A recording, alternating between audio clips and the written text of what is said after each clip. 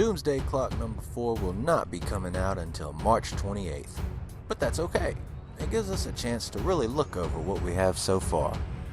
Doomsday Clock is only 3 issues in and is already an awesome story. Something that's contributing to that sheer epicness of that story is the mysteries accompanying. Are you paying attention? Are you catching all the little details? I know I am. I'm Walt, the most gangster nerd and least scared Chippendale on YouTube, and these are the mysteries of Doomsday Clock. So, at the end of Doomsday Clock number 1, we see a small group of items all in a manila folder. These items could be in police possession, they could be in Batman's possession, we're not really sure at the moment. But I believe all these items belong to Rorschach. But where are they now, and how did they get there? So the very first item we see is on top. It's titled The Great Lie, the New York Gazette. It's dated November 2nd, 1992, 3 weeks before the beginning of this story, and roughly 6 years after the end of Watchmen. And within it, we find out President Redford will be unveiling the details of Operation Commodus, which revealed the alien attack on New York was a hoax perpetrated by Adrian Veidt. We, the reader, already knew that if we had read The Watchmen. It also says that the final report will connect the unsolved death of all the writers, artists, engineers, physicists, etc., and the costume colleagues to Adrian Veidt.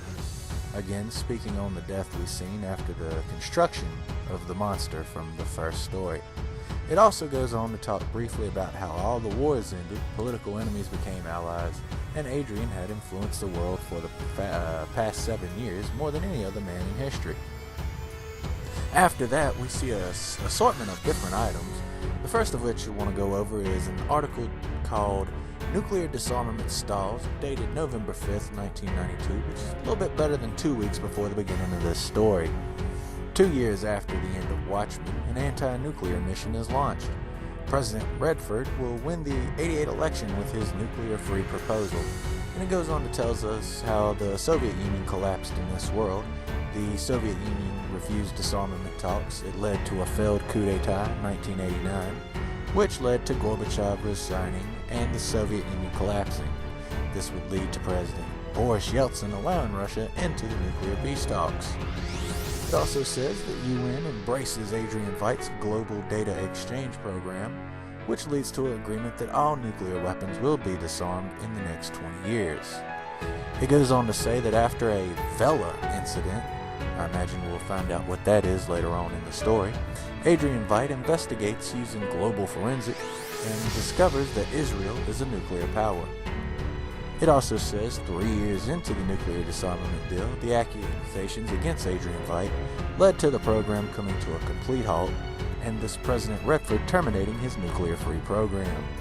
There's also steady mentioning of an NTA, so it pretty much seems that whatever came out in Rorschach's journal has now went across the whole world.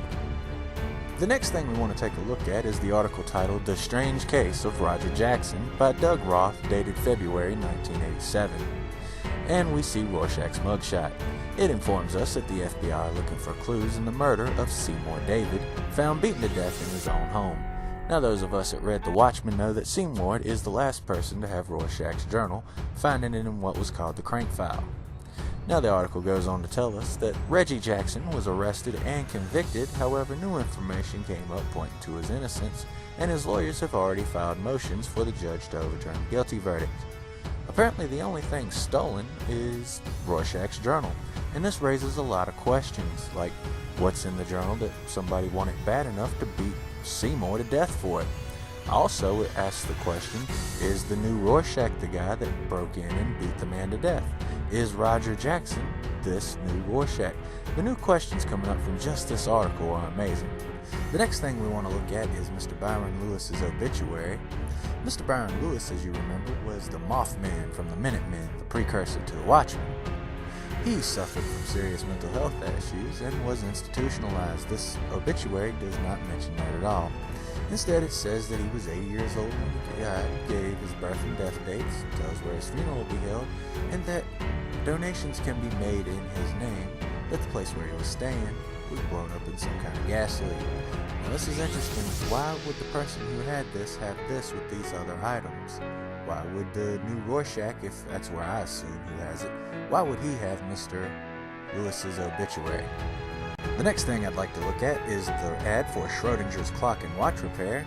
This could very well be in reference to Rorschach's watch, which he stated at the beginning of the issue was starting to run slow. It could also be a way of jogging memory, because if you do remember, Dr. Manhattan's father was actually a watch repairman. The ad itself says servicing Manhattan for over 50 years. It could definitely be related, and interesting enough, the name of the place is Schrodinger, a little physics Easter egg for you. Along with all these things, there's an ad for Combination Pliers, 6 tools in one, made by Dad's Truck Forge Tool Company, which is in Brooklyn. I see nothing how this could be related at the moment, but they wouldn't have put it here for no reason. And the final item we see is the Morning Joe's menu. This is pretty straightforward, what it is and what it costs. Rorschach states he eats there and recounts a rather intense story about a waitress named Amy. And as we move from Doomsday Clock 1 to 2, we get a little more information about what's been going on in the DC universe. And we start things off, we're looking at a LexNet internet browser, which immediately begs the question, whose computer are we looking at? Who's reading these stories?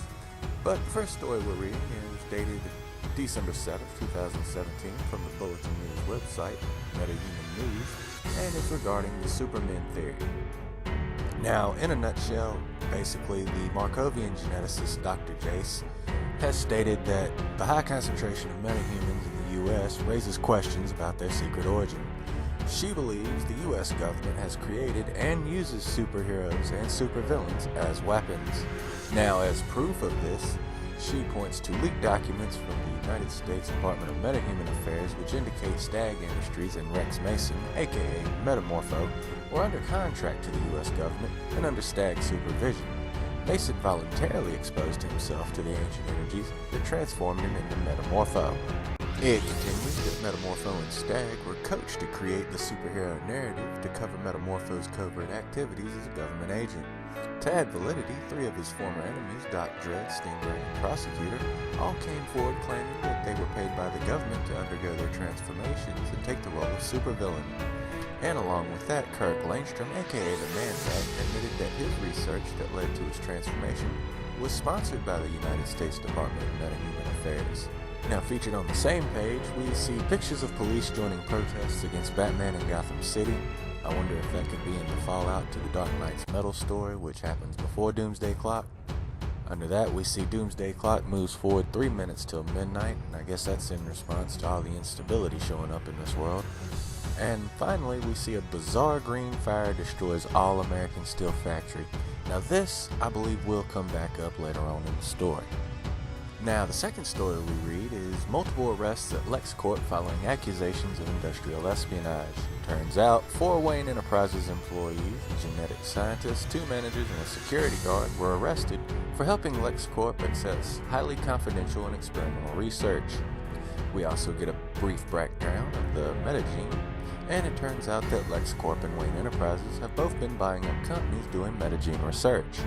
As it turns out, LexCorp's stock soared after buying Cord Industries, GeneTech, and Sunderland Corporation, while Wayne Enterprises' stock fell after buying Dayton Labs and saying they're going to buy Stag Enterprises. And the final story we read, wrote by Lois Lane, dated December 20th, Superman takes stand against metahuman outrage as the world reacts to conspiracy theories on their origin. It goes on to say that Lex Luthor has previously started an all-out anti-metahuman campaign. Superman is calling for calm during these times, but says Lex Luthor's rhetoric is misguided and dangerous. And while all this is going on, the United Nations is debating on whether or not to force the U.S. to open its metahuman prisons and medical institutions for inspections. So as we can tell, this world isn't doing too awful much from the Watchmen world that we had left in issue 1. And then there was Doomsday Clock number 3, which was a great story, but at the end of it, we get a celebrity gossip magazine titled Screenland Secrets, dated October but no year. And on the front cover, we see Death in Beverly Hills inside the murder of Carver Coleman. We find out that he was an actor, had great movies, and won awards. We also find out that he was beat to death with an award he received for a movie he'd done, and this is very similar to how Night Owl died in The Watchmen. And to add with that, If you take a look at the guy, he does sort of look like Hollis Mason from the original Watchmen. The story goes on that the prime suspect is John Law, who happens to have an airtight alibi. But interesting enough, if you look at him, he looks just like Rorschach from the original story without his mask. Along with that, we also get to find out that there's a character named Frank Farr who's had a secret love child with another woman out of wedlock. What's odd is this dude looks just like the comedian, but without the scar. As before mentioned, he's had a child out of wedlock. This kinda harkens back to the Watchmen, with the comedian being the Spectre's father. And then finally we have this story about a championship boxer named Jackie Johnson, who I think has a passing resemblance to the new Rorschach. But it does let us know that he's getting married for the third time and that he's a champion boxer, which does lend itself to the theory about Seymour David being beat to death for his Rorschach jump. But the story goes on to tell us that he was indeed a war hero and part of Easy Company. And at his wedding, an altercation arose with Randy Tin Soldier Booth during the ceremony. And when you take the time to look at him, don't you think he looks a little bit like Ozymandias? Who is this new Rorschach? He definitely isn't Walter Kovacs. A popular theory online is he's the son of Dr. Malcolm Long, the doctor who had evaluated Rorschach in the original Watchmen comic. And he does sort of have a resemblance, but he also has a resemblance to the boxer Jackie Johnson. We do know that he had Rorschach's journal, and he's definitely got skills. We've already seen that he's not afraid of the big play, as our first introduction to him was him managing to bust Marionette and Mime out of prison. And not long after, we watch as Rorschach is actually able to gain entrance to the Batcave. To add to that, we've watched as he's kept his cool in certain situations, such as when the Mime was pointing his invisible gun at his head, and we've seen him exercise some strong self-control, as he has had to work with Ozymandias, though we are definitely aware he does not want to. Where did he get these abilities, and why did he decide to carry on the Rorschach gimmick? Now, at the end of issue number 3, we see Batman trick him and manage to lock him up in Arkham Asylum, and this is kind of a throwback to the original Rorschach walking right into the trap being framed for the murder of Moloch. But this could also be the setup we need to learn more about him as the story moves forward. The Marionette and Mime. There's definitely a lot of buzz about these two new characters. They've been compared to Joker and Harley Quinn, and I've read that they're actually alternate versions of Punch and Jewel-E. But from what I've seen in the story so far, these two are definitely the newest form of awesome.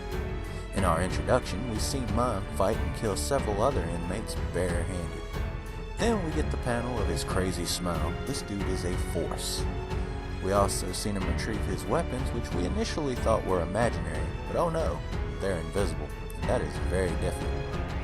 We also have Marionette, who is just as scary as her husband. She takes a hardcore approach to murder, as we've seen her cutting dudes apart with a kind of garrote or piano wire. All I know is she's just as formidable a threat as her husband. So we got better than a month until the next Doomsday Clock. But I'm not going to let it get me down. The story's so good so far, I can only imagine how it's going to get better. But until next time, I'm Walt, the most gangster nerd on YouTube, and I'll be seeing you soon enough.